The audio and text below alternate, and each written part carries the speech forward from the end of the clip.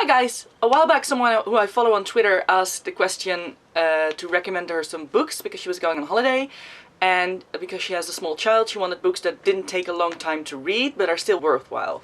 So I recommended some to her, and I was thinking about that that's actually a good idea for a video as well. So here are 6 books that are short reads but have depth and are interesting. First up we have The Disreputable History of Frankie Landau-Banks by E. Lockhart. Now this is a YA book, but even if you're not that into YA, it's still a very interesting book to read.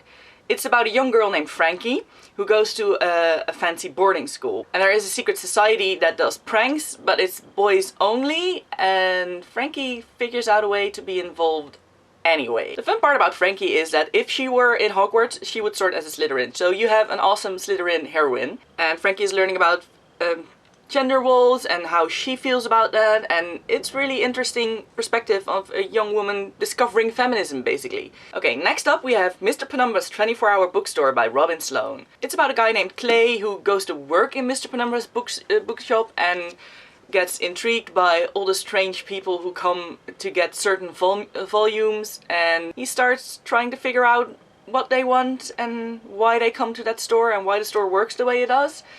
And he also meets a girl who works at Google, and she gives like a high-tech perspective of all the things he's dealing with. And it's really cool to see how like old things and new things combine in this book. And there's also some hijinks and heists and stuff, so it's well worth the read. So the next book I'm recommending is Newspaper Blackout by Austin Kleon. This is slightly different. It's not really a novel per se, it's poetry. What Austin Kleon does is he takes newspaper pages and then he blacks out all the words he doesn't need, so he's left over with, well, a poem. And this is what they look like. So you can see why this is a book that is a very quick read. It's also very accessible poetry, I feel. So if you're not sure where to start with poetry, like I am, I mean, I know some Dutch poets that I really like, but I'm not very well versed in English poetry, then this is a very good book to start on. Next up we have The Coma by Alex Garland. It's about a guy who sees some people harassing a girl on the tube, and then he tries to help her and they beat him up, and he sort of wakes up in a hospital, but it's not, I mean, the book is called The Coma. It's not entirely clear whether he's awake or not. It feels like you're in a dream when you're reading this book. It has like the sense of, I'm not sure what's going on, that the main character is feeling.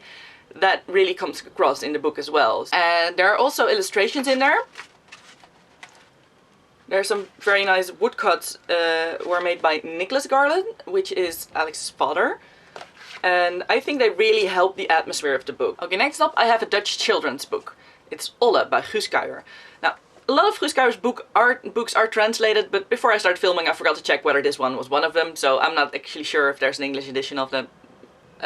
So it's a children's book. It says on the spine here that it's 9+. Guus is basically a character in his own book, and it's about his dog Olle. So when Olle is a puppy and he's afraid to go outside, and it's written like a dialogue between Guus and Olle, and then it's about the rest of Olle's life, and when they get another dog to keep Olle company, how that interaction works.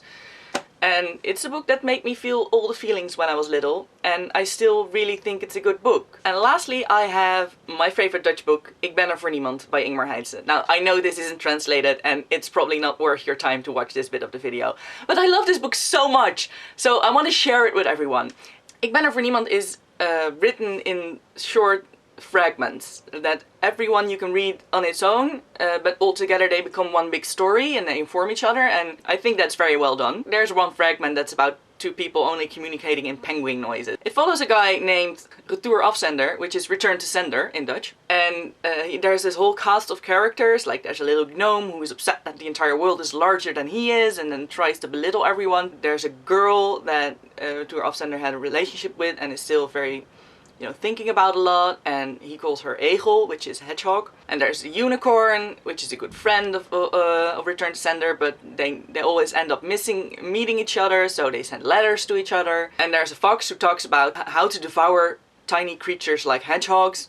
And all these characters all mash up together to make one incredibly interesting book. So those are my short read recommendations. Let me know in the comments whether you've read any of these books, if you like them, or whether you're planning on reading any of these books. I would very much like to know. Also, subscribe!